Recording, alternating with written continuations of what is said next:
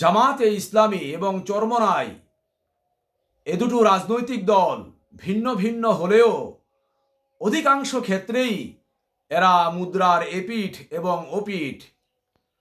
এদের কথা কাজে অনেক ক্ষেত্রেই অনেক সময় মিল পাওয়া যায় না। এরপরেও চরমনাইয়ের নায়েবে আমির মুফতি ফয়জুল করিম সাহেব জামাতে ইসলামীর বিরুদ্ধে যে কথাবার্তাগুলো বললেন, এ কথাগুলোর সত্যতা একেবারে উড়িয়ে দেয়া যায় না। দেখুন চরমনাইয়ের নায়েবে আমির মুফতি ফয়জুল করিম কি বলছেন। জামাত ইসলাম না, জামাত আর ইসলাম নাই, জামাতের নামে ইসলাম। হাকিমউদ্দিন তুলে দিয়েছে। আমি আশ্চর্য হয়ে যাই যে জামাত বলছে সৎ লোকের শাসন চাই, আল্লাহর আইন চাই। আমাকে দেখান তো এইবার কোন জায়গায় আমির সাহেব আল্লাহর আইন চাই একটা বক্তৃতা করছে কিনা দেখান তো। হ্যাঁ, চিন্তা করতে পারছেন? আমাকে দেখান তো। জামাতের বন্ধুরা দুই করে করো জোরে হাত ধরে বলছে, তোমরা আমাদের উপর অপবাদ শুনছো। দেখো, জামাতের চেয়ে মিথ্যা বলার লোক গোটা দুনিয়ার মধ্যে দ্বিতীয় আছে বলে আমার মনে হয় না।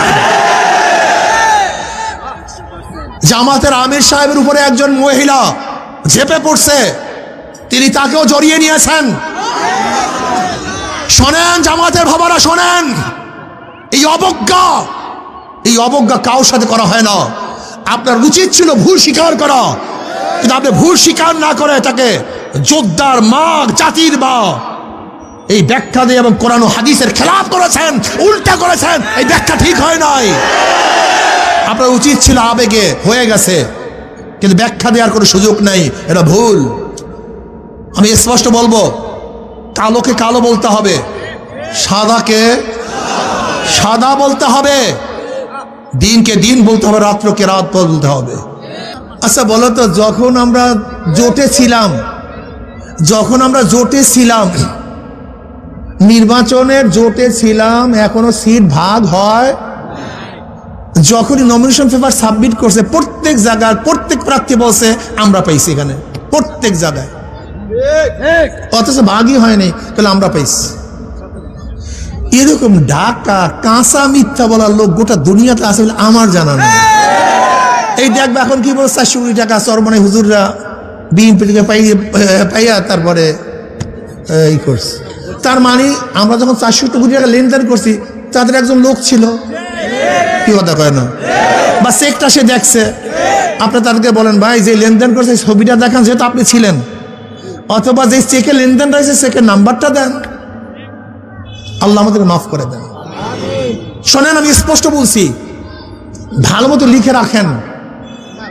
ওই যে খ্রিস্টান ভদ্র মহিলা যখন জামাতের আমিরকে প্রশ্ন করছে, আপনারা যদি ঈশ্বর যদি আপনার ক্ষমতায় নেয়, আপনার কোন নীতিতে কোন আইনে দেশ চালাবেন, তখন স্পষ্ট বলছে যে আমরা শরিয়া ভিত্তিতে দেশ চালাবো না, প্রচলিত নিয়মে দেশ চালাবো। এবং ব্যাখ্যাকারী স্পষ্ট বলছে যে হ্যাঁ, আমির সাহেব বলেছেন আমরা প্রচলিত আইনে দেশ পরিচালনা করব। যদি প্রচলিত নিয়মেই দেশ পরিচালিত করি, তাহলে আওয়ামী লীগ দোষটা কি করছে, বিএনপির দোষটা কি? এই যে মাসুদ সাহেব আপনাদের এলাকা, সেদিকে এক জায়গায় বলছিলাম, আমি বলছিলাম মাসুদ সাহেব ফখরুদ্দিন সাহেবের একটা বক্তব্যকে খুব সুন্দরভাবে প্রোটেক্ট করেছিলেন যে শরিয়াকে বিশ্বাস করি না, বেঈমান হয়ে যায়। কিন্তু এখনো তো আপনি শরিয়া অনুযায়ী দেশ চালাবেন না। এখন আপনি বলেন আপনি কি হবেন? এই প্রশ্ন আপনার কাছে। প্রিয় ভাইরা আমার, আমি বুঝি না, জামাতের আমির সাহেব এক জায়গায় দেখলাম যে পুরুষ বন্ধুরা যান, মহিলা বন্ধুরা আসেন, আমরা বৈষম্য দূর করব। আচ্ছা আমাকে বলেন তো, মহিলা এবং পুরুষের মধ্যে বৈষম্য করছে কে? এই পর্দার বিধান কে করছে? এখন আমরা যদি বলি বৈষম্য দূর করবো, আসেন, ইমানের অবস্থা কি আমি জানি না।